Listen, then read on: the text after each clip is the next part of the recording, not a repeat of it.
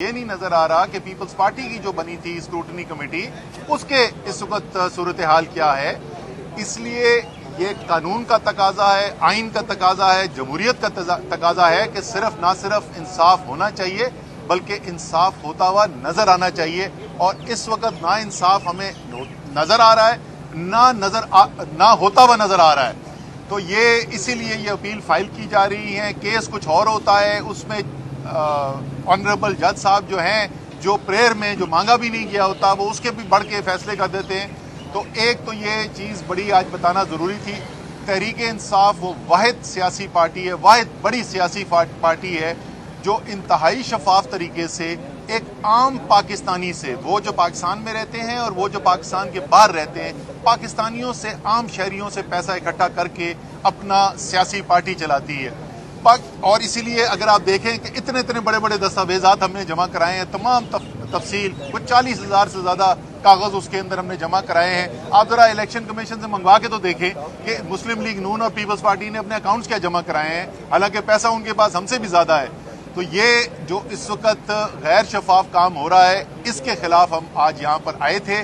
اور امید ہے کہ فیصلہ جو ہوگا, جیسا کہ سپریم کورٹ کی واضح ہدایات ہیں, سپریم کورٹ کی ہدایات کے مطابق ایک منصفانہ اور شفاف طریقے سے یہ عمل کو آگے بڑھایا جائے گا. اور میں آخر میں پھر ایک دفعہ کہوں کہ ہم اس کو ویلکم کرتے ہیں. دوسری چیز جس کی میں بات کرنا چاہتا ہوں, آج صبح سنا ہے کہ مفتاح اسماعیل صاحب نے بڑا گلہ کیا ہے کہ معیشت کے تو بڑے برے حالات ہیں, لیکن اسد عمر کہہ رہے ہیں کہ معیشت اچھی ہے. انہوں نے کہا ریکارڈ خسارہ ہو گیا, اور اس ریکارڈ خسارے کے باوجود وہ کیسے کہہ رہے ہیں اسد عمر کی معیشت کی حالت اچھی ہے. تو مفتاح, اگر ابھی سے آپ کی کانپیں ٹانگنا شروع ہو گئی ہیں تو اس لیے تو ہم آپ کو آسان حل بتا رہے ہیں. یہ آپ کے بس کی بات نہیں ہے, یہ نااہل لوگوں کا, یہ ایک غیر فطری امپورٹڈ حکومت کے بس کی بات نہیں ہے کہ پاکستان کی معیشت کو چلائیں. صرف یاد دہانی کے لیے, تاریخ کے ریکارڈ کے لیے ایک دفعہ یہ ضرور میں بتا دوں گا کہ جس کو تاریخی خسارہ کہہ رہے ہیں مفتاح, آخری ماہ جو تحریک انصاف کی حکومت کے بیرونی خسارے کے اسٹیٹ بینک نے ریکارڈ شائع کیے ہیں, اس کے مطابق $500 ملین کا بیرونی خسارہ تھا. الحمدللہ جو پہلا مہینہ میرا وزیر خزانہ تھا, اس سے پہلے آخری مہینہ جو ہمیں ملا تھا اس میں $2.1 ارب کا خسارہ تھا, یعنی کہ 4 گنا زیادہ خسارہ ہمیں ملا تھا جو بنسبت اس وقت جو ان کو ملا ہے. اور اس وقت بیرونی ذخائر پاکستان کے تحریک انصاف کی حکومت آنے سے آج سے 1 ماہ پہلے تک, تقریباً 1.25 ماہ پہلے تک, جب تک عدم اعتماد کی تحریک نہیں آئی تھی, پاکستان کے زر مبادلہ کے ذخائر میں 2 گنا سے زیادہ اضافہ ہوا تھا. مسلم لیگ نون کی حکومت میں ذخائر میں تیزی سے کمی آ رہی تھی. یہاں ریکارڈ لیول کے اوپر ہمارے زر مبادلہ کے ذخائر تھے. 8 مارچ کو یہ امپورٹڈ جو کولیشن ہے, حکومت جو ہے, وہ عدم اعتماد کی تحریک جمع کراتے ہیں. اور ذرا سن لیں یہ پاکستان کے عوام کہ یہ کتنا بڑا قومی نقصان ہونا شروع ہو گیا. اس کے فوری طور پہ اس کے بعد صرف 4 ہفتے کے پیریڈ میں, صرف 4 ہفتے میں ہمارے زر مبادلہ کے ذخائر جو ہیں اس میں $5 ارب سے زیادہ کی کمی واقع ہوتی ہے. یعنی جو تنکا جمع کر کے ذخائر میں ہم نے اضافہ کیا تھا, 2 گنا سے زیادہ ذخائر بڑھے تھے تحریک انصاف کی حکومت کے اندر. جس طریقے سے ہم نے ایکسپورٹس کے اندر, برآمدات کے اندر ریکارڈ اضافہ ہو رہا تھا, جس طریقے سے ترسیلات زر جو باہر سے پاکستانی بھجواتے اس کے اندر ریکارڈ اضافہ ہو رہا تھا, جس طریقے سے ریکارڈ فصلیں ہو رہی تھیں ہماری زراعت کے اندر, جس طریقے سے بڑی صنعتوں کے اندر اضافہ ہو رہا تھا, ان تمام چیزوں سے 2 گنا سے زیادہ کا اضافہ ہوا ہمارے زر مبادلہ کے ذخائر میں. اور یہ تنکا جوڑ کے صبح سے رات تک محنت کر کے جو کام کیا گیا تھا, صرف 4 ہفتے کے اندر تحریک عدم اعتماد جمع ہونے کے بعد 1/4 پاکستان کے ریزرو جو ہیں وہ خالی ہو چکے تھے.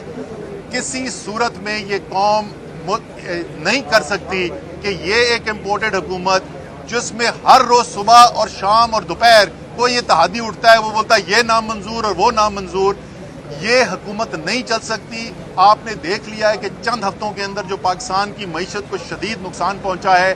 اس لیے ایک دفعہ پھر ہم یہ کہیں گے کہ اگر آپ واقعی جمہوریت میں یقین رکھتے ہیں, اگر آپ واقعی پاکستان کے عوام کی طاقت میں یقین رکھتے ہیں, تو آئیں عوام کے پاس چلتے ہیں, پاکستان کے عوام کو فیصلہ کریں.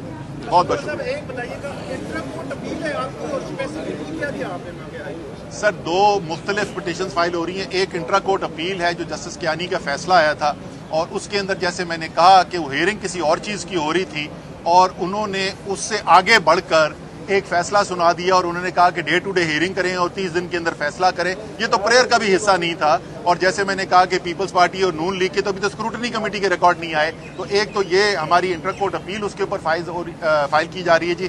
دوسری ایک ڈسکریمنیشن کی پٹیشن ہے اور یہ معذرت کے ساتھ کہنا پڑتا ہے کہ الیکشن کمیشن صرف اس فورن فنڈنگ کیس نہیں تقریباً جس لحاظ سے بھی اگر آپ دیکھیں گے تو آپ کو نظر آتا ہے کہ اس وقت ہمارا الیکشن کمیشن جو ہے وہ ایک متعصب الیکشن کمیشن نظر آتا ہے اور ہمیں نہیں نظر آتا اور پاکستان کے عوام کو نہیں نظر آتا کہ یہ الیکشن کمیشن ایک غیر جانبدار الیکشن کمیشن ہے جس کے تحت الیکشن کروائے جائیں تو اس پہ پاکستان کے لوگوں کو اعتماد ہو.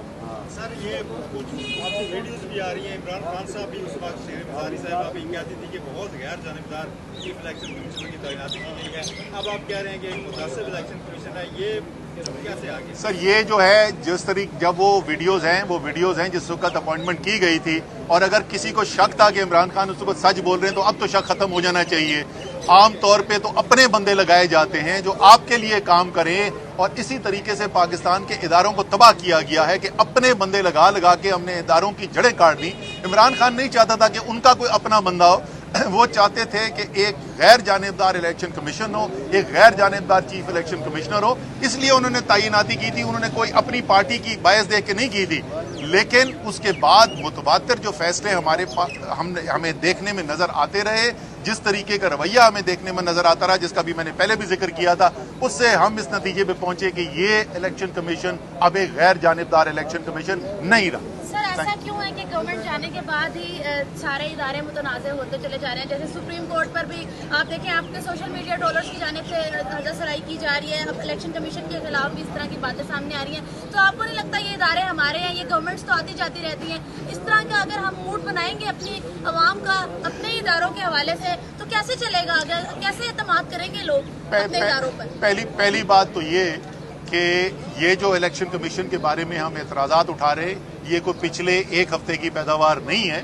یہ اعتراضات آپ ہم سے پچھلے کئی ماہ سے سنتے رہے ہیں. جس وقت حکومت تھی اس وقت بھی یہی آپ اعتراضات سنتے رہے ہیں. اور چاہے وہ فورن فنڈنگ کیس ہو, اس کے اندر بھی آپ کو پہلے بتایا کہ کس طریقے سے نہ صرف عوامی لیول کے اوپر بلکہ کورٹس کے اندر بھی ہم اس بات کو اٹھاتے رہے ہیں, الیکشن کمیشن کے اندر بھی اس بات کو اٹھاتے رہے ہیں. جہاں تک سپریم کورٹ کا تعلق ہے, سپریم کورٹ کا بڑی عزت ہے. ہم نے تو آج تک نہ کوئٹہ بینچ بنا کر سپریم کورٹ کے چیف جسٹس کو ہٹانے کی کوئی سازش کی, نہ ہم نے گنڈے بھیج کر سپریم کورٹ کے اوپر حملہ کرایا. ہم تو جو سپریم کورٹ کے عدلیہ کے فیصلے ہوتے ہیں ان کو منوان قبول کرتے ہیں, لیکن یہ آئین کا حصہ ہے کہ اگر کوئی فیصلہ کیا جائے جس کے اوپر آپ کے خیال میں تنقید بنتی ہے, آپ کے خیال میں اس سے آپ اتفاق نہیں کرتے, تو یہ میرا آئینی حق ہے. اسے ادارے کمزور نہیں ہوتے. آخر کار جو فیصلے کر رہے ہیں وہ فیصلے جو ہے وہ عوام کے سامنے جا رہے ہیں اور عوام یہ حق رکھتے ہیں کہ وہ اپنی رائے کا اظہار کر سکیں. جو سوال اس وقت عمران خان صاحب نے پچھلے جلسے کے اندر چیئرمین پی ٹی آئی نے پوچھا تھا, میرے خیال میں وہ سوال جو ہے وہ تقریباً تمام پاکستانی کے ذہن میں ہے. کیا آپ کے ذہن میں یہ سوال نہیں اٹھا تھا کہ لوگ 20-20 سال غریب جو ہے وہ ایڑیاں رگڑتا رہتا ہے اور اس کو انصاف نہیں ملتا, اور طاقتور کے لیے رات کے 12 بجے کورٹ کھل جاتا ہے؟ سوال تو بنتا ہے. سوال پوچھنے سے اتنی پریشانی تو نہیں ہونی چاہیے. بہت بہت شکریہ جی. Thank you.